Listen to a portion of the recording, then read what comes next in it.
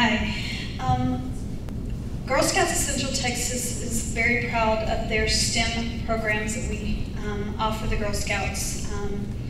With the social media craze that is affecting all of our teenagers nowadays, the majority of girls on Facebook, Twitter, MySpace, studies show that an average girl with a Twitter account tweets 8 to 10 times a day.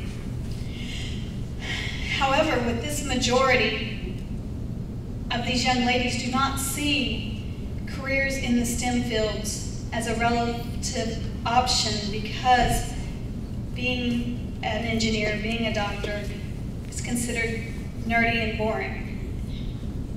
Truly, that's the case. Sorry. Very geek-like.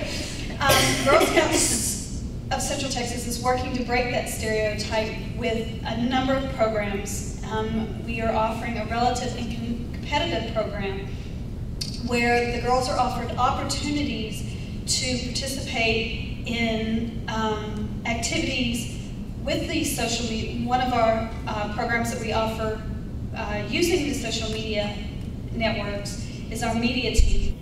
So instead of the girls just using Facebook to connect with their friends or their Twitter account to talk to their friends, we've created a media team where these girls can actually come in, work with photographers, learn how to do proper photography, work with industry personnel or industry people to create PSAs of their own and get their voice heard in the community versus just communicating with friends. We're giving them the tools and the opportunity to be able to be heard versus just being in the background.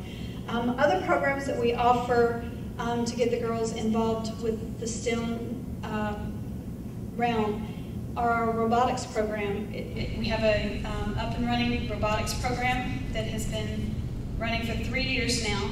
We started out 3 years ago with 2 teams in the 8 to 14 age range. This year we had 5 teams compete in the 18 to 14 age range, and we have 1 high school team that competes.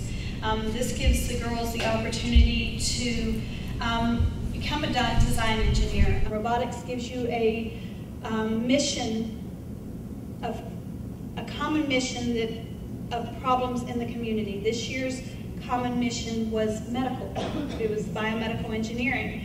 And so the girls were given 20 tasks on an 8-foot table to be able to build an autonomous robot to do various tasks, from put a Lego stent in a blood vessel to giving a shot to a patient. And the girls had to program their robot to do as many of these tasks as possible in 2 minutes.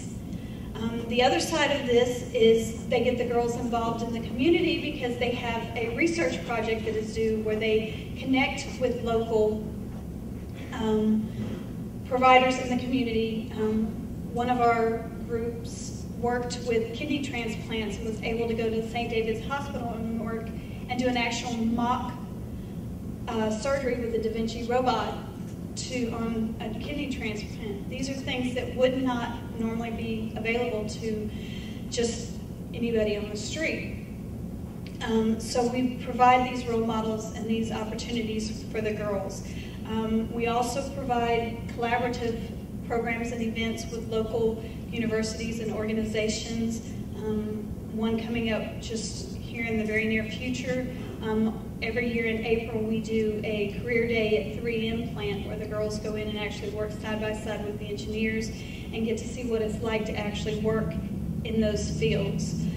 We've also done programs with IBM and several other local businesses along that same lines. We have taken our camp programs. It's not just backpacking and horseback riding anymore. We have camps that do digital photography, nature photography. We have robotics camps where the girls can actually come in and do a week-long robotics program. And in all of our programs, we provide mentors and role models so that the girls can get a more informed view and informed better opinions about the engineers and see that they're not just geeky nerds with the tape on their glasses. I think you were one of those folks initially, weren't you, when you evolved? Yeah. So she says it with love, guys. Can you talk a little bit about when you and I spoke? One of the things about getting girls up to speed and confident with technology is not to say, well, I don't want to, you need to do this so you can be an engineer, or you need to do this so you can be a doctor. The reality is, in order to be a journalist, in order to do just about any profession, where kids are going to need technology skills. And I think overcoming that with girls who, I've got an 8-year-old who came home and said, I can't do this math, I'm just not good at it. Well, yes, in fact, she is. And when I pointed out all of the things that she's doing to apply math in her daily life, it became very apparent to her, oh yeah, I do that. And what I thought, some of the badges that the girls earn that we talked about, can you talk a little bit about some of the badges that you help the girls earn through your program, and also the #1 thing that you say to all of the girls who come into your room? Okay, first off, the #1 thing I tell all the girls that come to any of our programs that we offer is no I can'ts allowed. And she said the word I can't a minute ago. No I can'ts allowed. You have to leave the I can'ts at the door, because you can do anything you set your mind to.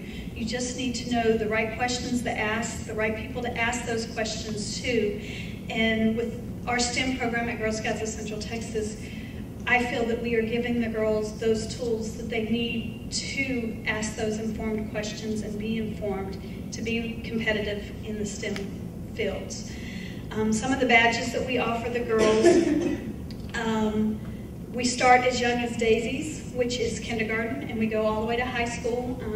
In the younger girls, we do primarily computer skills, a lot of click and drag, desktop publishing, some photo editing software, things that are simple for them. And it's a gradual progression through the age levels, getting as far as high school girls, where they actually use the desktop publishing to create e-newsletters, blogs, and again, PSAs and those things, so that their voice is being heard. We have several programs where the girls actually lead the programs. The robotics program in itself is a girl-led program primarily. There are mentors and coaches there for the girls to ask, but when the girls go to competition, they are the ones responsible. They can get points taken away if the coaches actually talk. So I commonly tell the coaches, pack your tape and keep your mouth shut and let the girls talk. So other badges, we've also taken with our STEM program, and we've turned non-traditional technology programs into technology-based programs. One program that we just recently offered that Abby really liked was our quilting program. You're saying quilting, okay, how can quilting be turned into a technology program?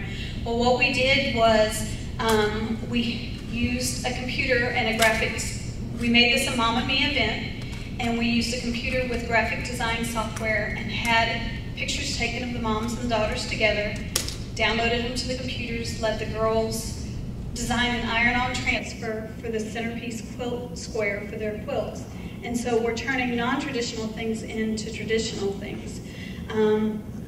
We have several programs through our Tech Bridge grant, which is out of the Chabot Space and Science Center in California, that do complete design projects from start to finish, where the girls are given name tags where they're an actual design engineer or a chemistry engineer or a product engineer, and they have to work together as a team to create a company. It's actually a bubble company, which is a very messy activity, but they have to come together and work, as different engineers. This engineer over here is designing the bubble solution, and the chemistry engineer is doing all the bubble solution, and then she's mixing the soap and the glycerin to come up with the best solution, while the product engineer is over here designing the bubble wand that's needed to test that solution. And so they have to learn how to communicate and work together as a team. So there are a number of projects that we're taking and that are non-traditional and turning them into technology-based programs.